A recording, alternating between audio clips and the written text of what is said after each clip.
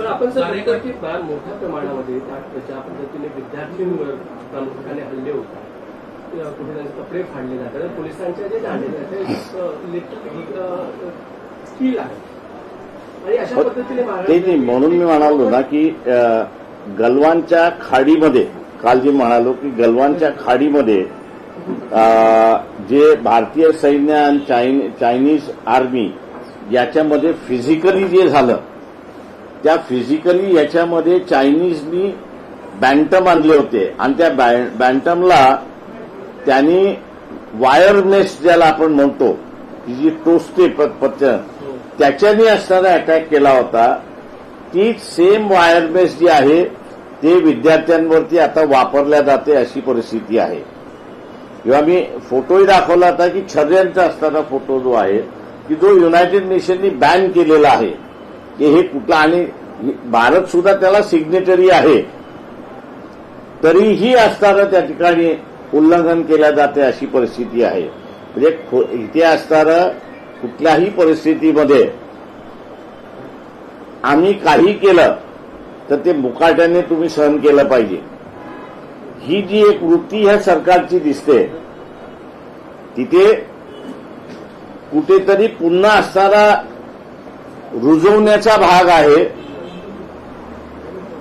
तो म्हणजे की आम्ही तुम्हाला राज्य करायला दिलेलं आहे, तेव्हा तुम्ही राज्य करा. तुम्हाला आम्ही असणारं लोकांना असणारं लुटण्याचा अधिकार दिलेला नाही.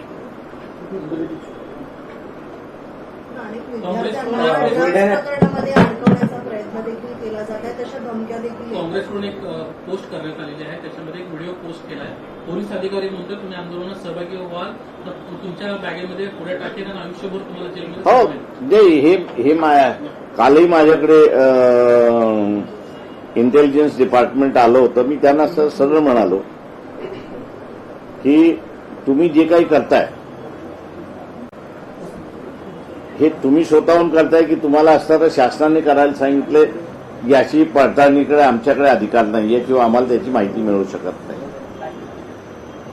पण एक लक्षात घ्या, म्हटलं हे जर तुम्ही असंच करत राहिला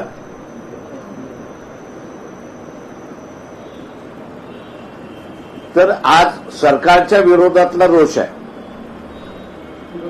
तो उद्या पोलिसांच्या विरोधातला रोष होऊ दे. त्याला तुम्ही समोर आहात, तुमची ड्युटी आहे लॉ अँड ऑर्डर सांभाळण्याची. आम्ही असताना तिथे शांततेने आंदोलन करू.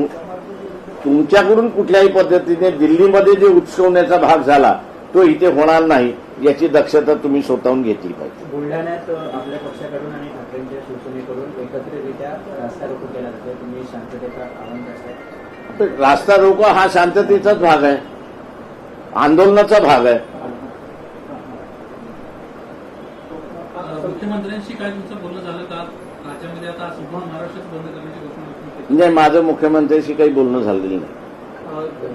आज काँग्रेसचा एक गट आहे तो बीजेपीला जाऊन भेटणार आहे. त्यांच्या प्रमुख मागण्या ह्याच असणार आहे की जे काही गुन्हे प्रामुख्याने अगदी मुलांवर दाखल करण्यात आले, काही दादरचं आंदोलन त्यानंतर त्यासाठी ते गुन्हे मागे घेण्यात आणि गुन्हे दाखल करण्यात येईल आंदोलकांवर. ही मागणी तुम्ही सामील होणार? आमचा पाठिंबा आहे, कारण की मी आता बंदच्या ह्याच्यामध्ये आहे.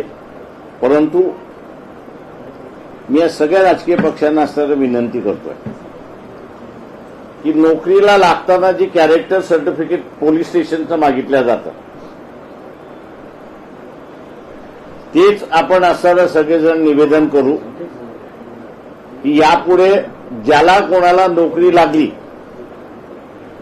त्याला पोलीस स्टेशनमधनं कॅरेक्टर सर्टिफिकेट जे आणायला सांगतात तोच रद्द करण्याची, म्हणजे जेणेकरून पोलीस जे असणारं घाबरवतात की तुझं आयुष्य मी बर्बाद करेल,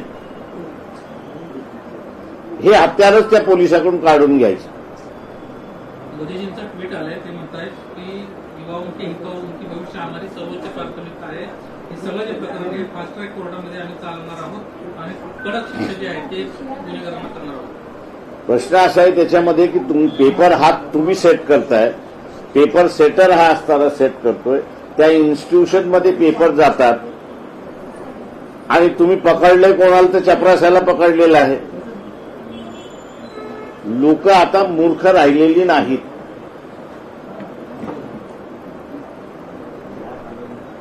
पेपर लीक हा जो आहे, एक तर पेपर सेटर आहे तो करत असतो, किंवा 10-12 पेपर सेटर असेल तर त्याच्यामधला जो कन्सॉलिडेट करणारा प्राध्यापक असतो त्याच्याकडेच ती फायनल कॉपी असते. ती फायनल कॉपी प्रिंटला जाते, ती सिक्युरिटीच्या प्रेसमध्ये जाते आणि ती गेल्यानंतर सील पॅक्ट हा असणारा संस्थेच्या ठिकाणी जातो. त्याच्यामुळे असणारा पेपर फुटीचा जो भाग आहे तो जिथं सेट केला जातो आणि तिथलं जे ऑफिस आहे त्याला रिस्पॉन्सिबल जोपर्यंत धरत नाही तोपर्यंत खऱ्या गुन्हेगाराला तुम्ही धरले असं मी त्या ठिकाणी मानत नाही. आज तुमची पुढची मागणी काय आहे? जे काँग्रेसने मागणी केली ती तुमची मागणी आहे का की ते आज आम्ही असणारा बंद केलेला आहे.